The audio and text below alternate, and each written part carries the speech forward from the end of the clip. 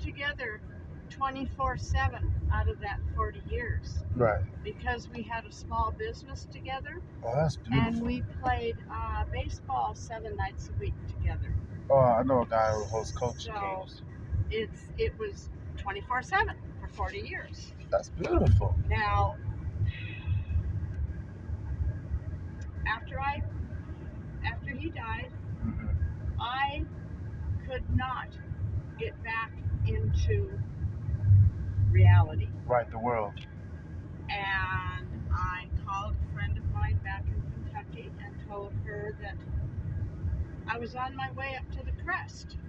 Oh, Lord. And she told me point blank, she says, I've been waiting for that phone call. I just had a gut feeling. She says, but you got to do something for me before you go. And I'm sitting there thinking, fuck you, bitch. You know? Let me go. And she said, just go by my old church, which is a church in Acton where I live. Right.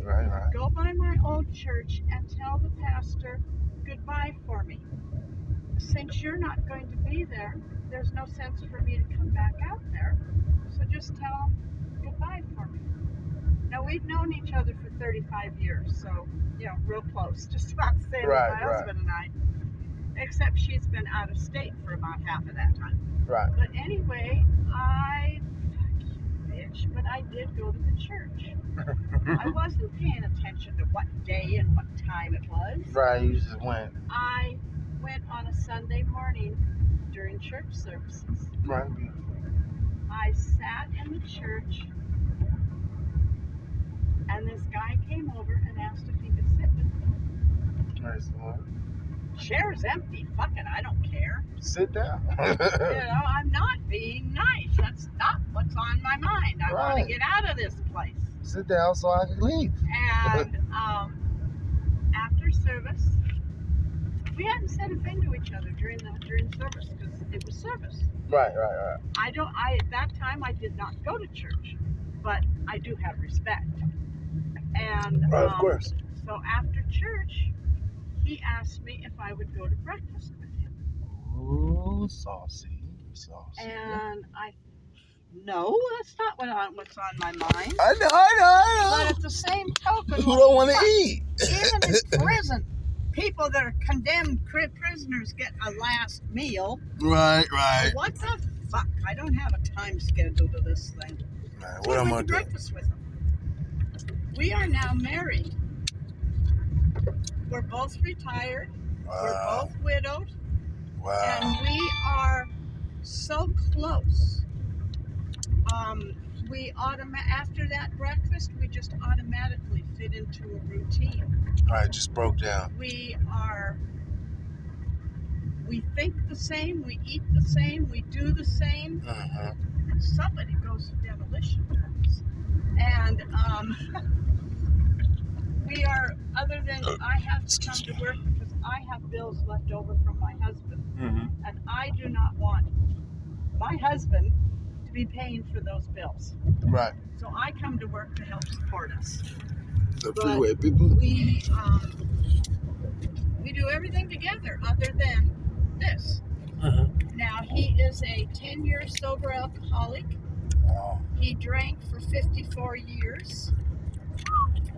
Well, let's see, he started when he was 14 and he quit when he was 64. So whatever. Praise the Lord. Math, right? Right, praise the Lord. And Praise the Lord. if we were younger, we would have had that conversation as well as having his child. Right. When I met him, he was raising his great-grandson. Oh, wow. Because his daughter had left the boy in the hospital. He went to the hospital to pick them up to bring them home. And she gone.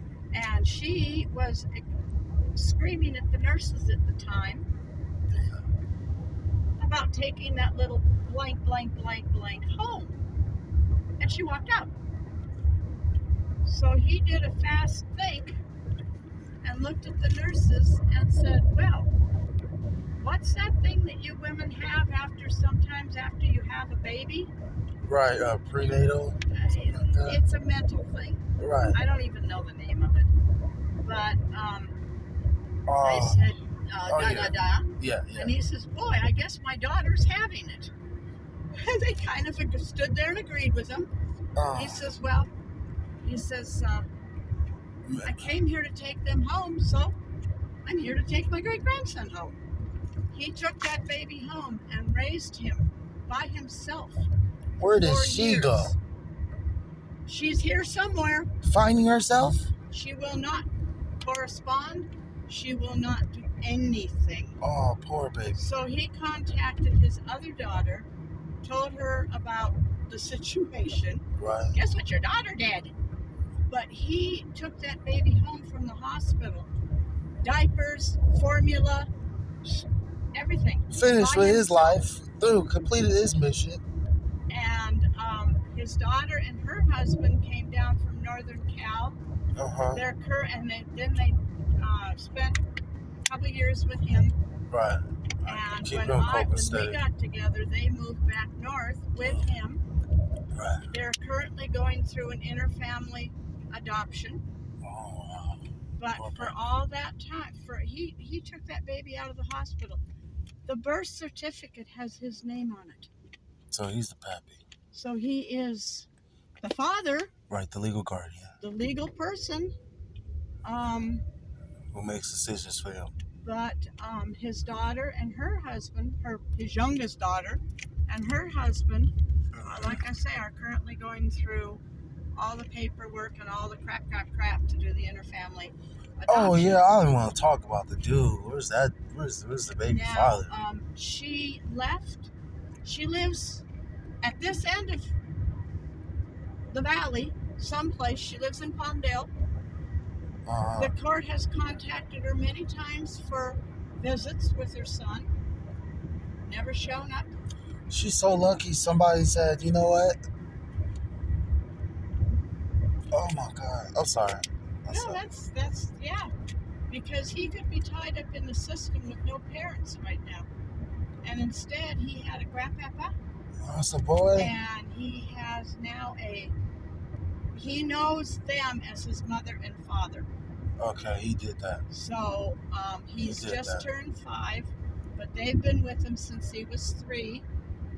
He doesn't know how to tell time, That is mom and dad as far as he's concerned. And of course, now he has 2 grandpas because he's got his grandpa here and he's got his grandpa up north. Right, so they back with the baby. So he thinks it's cool, boy. He's got a lot of grandpapas. Oh, yeah, he's lucky. But if my husband hadn't have been standing there, the nurses would have done what they had to do. Yeah. They would have called child DPS, whatever it's called. Yeah. And God only knows where that baby would be right now. Them fucking bastards. But this is a sample of one of the samples of why I was so attracted to him. He got me out of my state of wanting to commit suicide. Right, you're funk. Just by being him. And we're 75. Obviously, there's sex problems, okay? Oh, that's I call him my stud. And he looked at me the first time because I know that he can't have sex. He had cancer and they had to remove some things. Oh, dear and Lord. So he can't do anything. But I call him my stud. And so when I first called him my stud, he looked at me and he goes, huh? And I said, you are the 2x4, the 6x8, the ceiling, the roof that holds me together. Oh, you're the stud of that house that they're building over there. But you're my stud because you hold me together. Wow. And you put me back together. Wow. And then you took care of that baby. How could he not be a stud? Stand up guy. But, yeah, and we're both 75. So, well, I'm 6 months older than him. I kind of robbed the cradle. I'm sorry. God bless you, he gives me a bad time about that. But, like I say, we are so close. So when you mentioned discussions with your gal about having her, your child,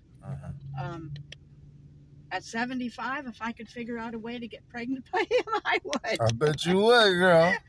I bet you would. He looks yeah. at me and says, "No more." Okay.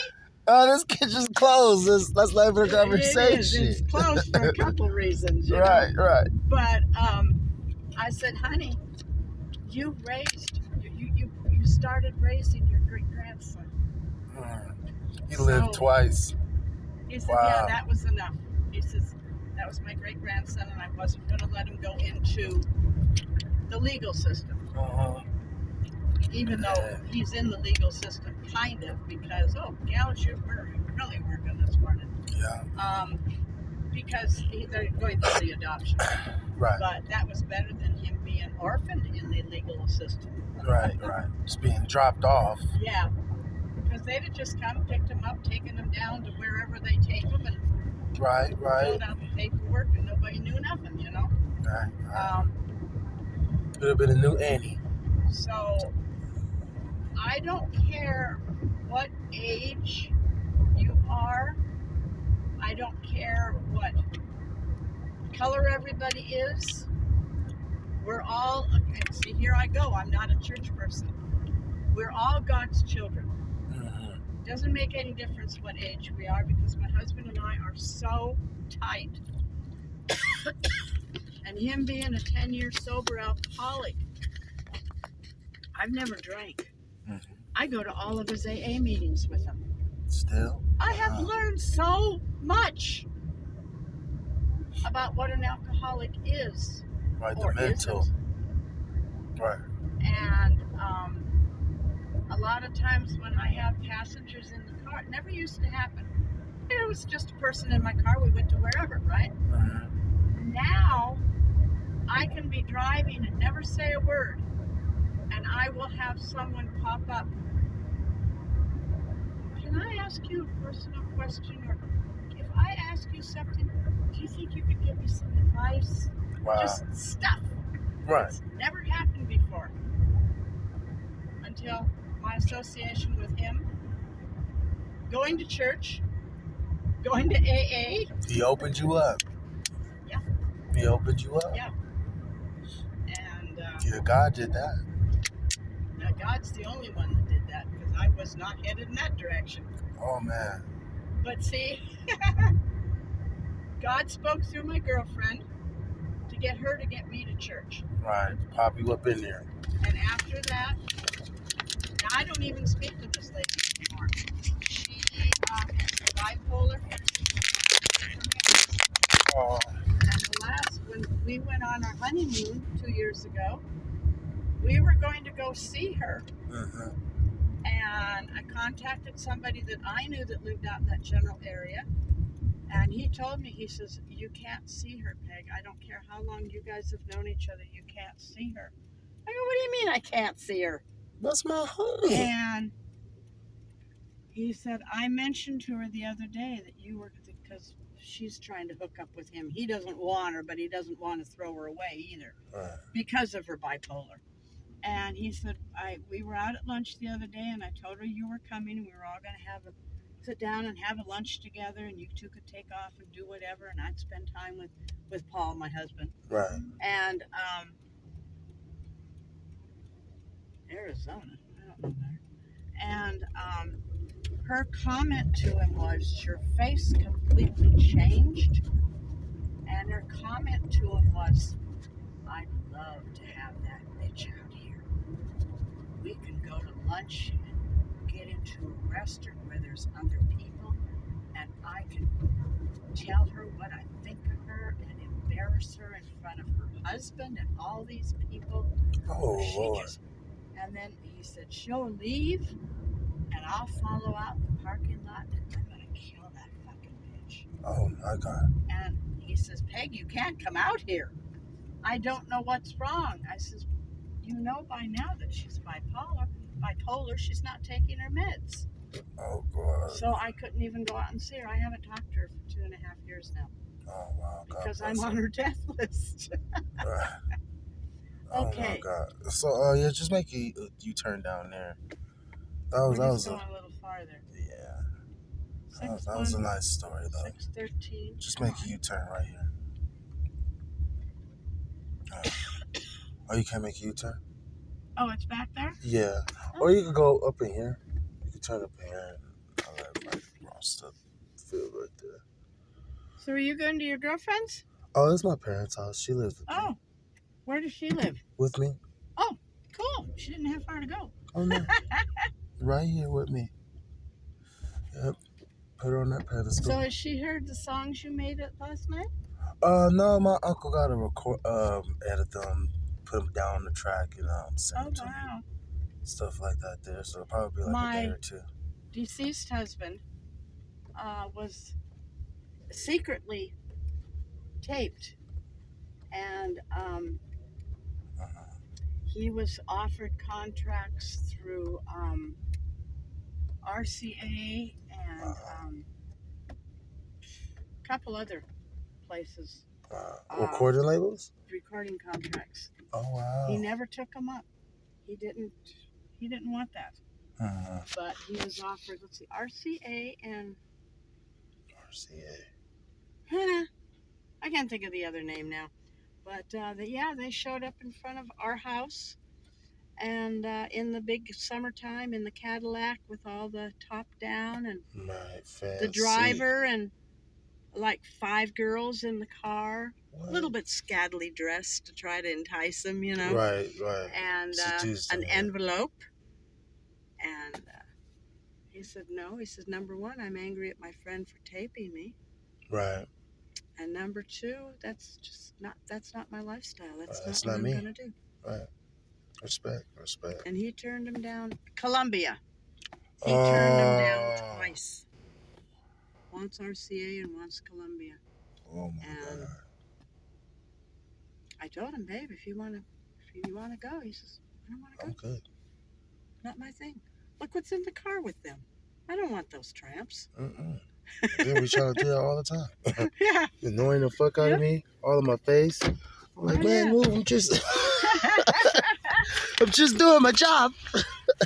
You have a wonderful day, man. Have a good one. All right, thank you again. All right, yeah. That was that Lyft Uber talk, you feel me? Sometimes you get good stories out here, man. You know what I'm saying? Tap in with your boy. If y'all like, comment, and subscribe. You already know it's your boy H2O. We back in the motherfucking eat.